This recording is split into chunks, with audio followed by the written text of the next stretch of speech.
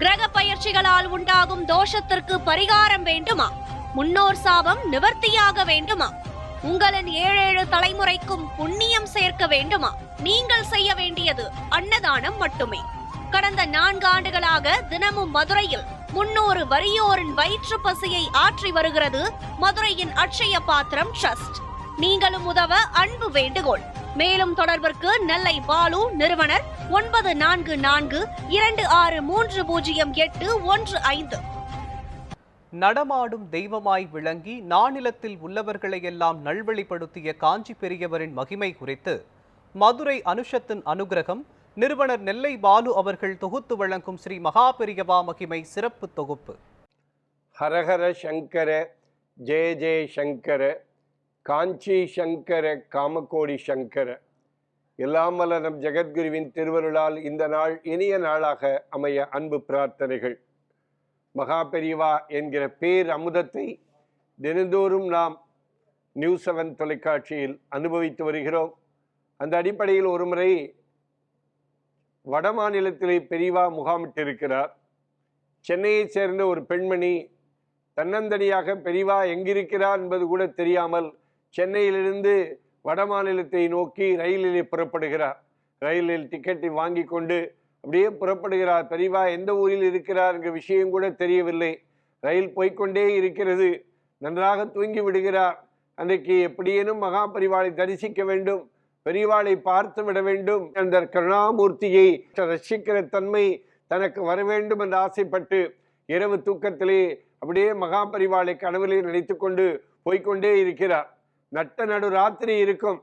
திடீரென்று ஒரு கருப்பு உருவம் ஒரு பக்கத்திலே வந்து எழுந்திரு எழுந்திரு, பெரியவா பார்க்க வேண்டிய இடம் வந்து விட்டது, எழுந்திரு எழுந்திரு என்று தட்டி எழுப்புகிறது. படாரன் முடித்து கொண்டு அந்த ரயில் நிலையத்தில் அந்த ஸ்டேஷனிலே அந்த பெண்மணி இறங்குகிறார். அதிலிருந்து 2வது கிலோமீட்டரிலே தான் பெரியவா முகாமிட்டிருக்கிறார் என்ற செய்தி கேட்டு அங்கே போய் காலையிலே போய் மகாபெரிவாளை தரிசித்து தன்னுடைய வேண்டுதலை எல்லாம் வைத்து தன்னுடைய துக்கங்களை எல்லாம் பெரியவாளிடத்திலே சொல்லி தனக்கு பரிகாரம் சொல்ல வேண்டும் என்று சொல்லி ரொம்ப சந்தோஷத்தோடு பெரியவாளை நமஸ்கரிக்கிறார். அப்பொழுதுதான் தன்னை எழுப்பிய உருவம் சாட்சாத் அந்த பரமேஸ்வரன் தான், அந்த மகாபெரிவா தான் திக்கு தெரியாத காட்டில் இருந்தபோது எனக்கு உதவினார் என்று நினைத்து கொண்டு அந்த பெண்மணி சந்தோஷப்பட்டாராம். பொதுவாகவே பெரியவா இது மாதிரி செய்திகளை எல்லாம் செய்வது வழக்கம். அவர் சித்து செய்வதில்லை, ஆனால் இது மாதிரி செய்வது உண்டு.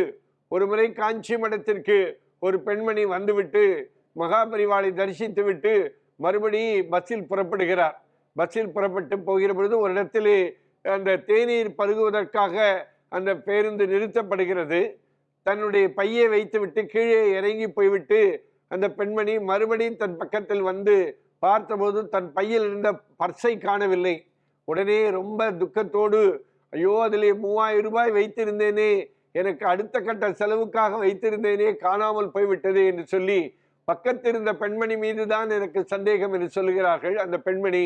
ஆனால் என்ன செய்வதென்றால் அந்த பெண்மணி இந்த பர்ஸ் என்னோடு தான் என்று சொல்லி இந்த பெண்மணி வருவதற்குள்ளே அதில் எவ்வளவு பணம் இருந்தது என்று கண்டக்டர் கேட்க 3000 ரூபாய் இருந்தது என்று சொல்ல, பஸ்ஸை தவறுவிட்ட இந்த பெண்மணியும் அதிலே 3000 ரூபாய் இருந்தது என்று சொல்ல என்ன செய்வதென்று புரியவில்லை. அந்த பெண் திருடி சென்ற பெண் 3000 என்று முதலில் சரியாக சொல்ல, அப்புறம் என்ன செய்வது என்று தெரியாமல் முழித்த பொழுதுதான் அப்பொழுதுதான் என்ன என்று சொன்னால், காஞ்சி மடத்திலிருந்து அந்த பெண்மணி புறப்படுகிற பொழுது பெரியவா அந்த பெண்மணி இடத்திலே ஒரு சின்ன ஒரு பொருளை கையிலே கொடுத்து ஒரு புஷ்பத்தை கொடுத்து, இது உன் பையிலே வைத்துக்கொள் என்று சொல்கிறார். அதை எடுத்து என்ன செய்தால் இந்த பெண்மணி தன் பர்சுக்குள்ளே வைத்து அந்த வாசனை பூவை உள்ளே வைத்திருக்கிறாள். அப்பொழுதுதான் அவளுக்கு ஞாபகம் வருகிறது, பெரியவா அந்த இதை கொடுத்த அந்த கதம்பத்தை கொடுத்தார் அல்லவா என்று நினைத்து கொண்டு பர்சில் வேற என்ன இருக்கிறது என்று கேட்டு சொன்ன உடனே, கண்டக்டர் கேட்ட உடனே அதிலே அந்த கதம்ப புஷ்பம் இருக்கிறது என்று சொன்ன உடனே அந்த பெண்மணிக்கு வேற என்ன இருக்கிறது கேட்ட பொழுது திருடிய பெண்மணிக்கு தெரியவில்லை. இந்த தொலைத்த பெண்மணி அதிலே அந்த சின்ன கதம்பம் அந்த வாசனை கதம்ப பூ இருக்கிறது என்று சொன்ன உடனே அதை எடுத்து பார்க்கிறாள். அந்த பர்சிலே அந்த கதம்ப பூ இருக்கிறது.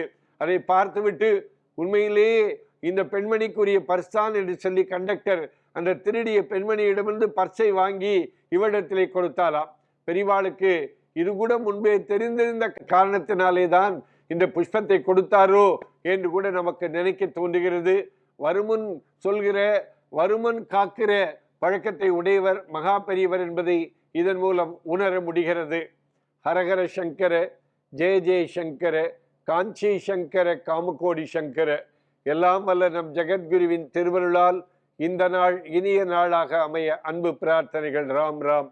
ஓம் ஸ்ரீ மகா பெரிவா திருவடிகளே சரணம்.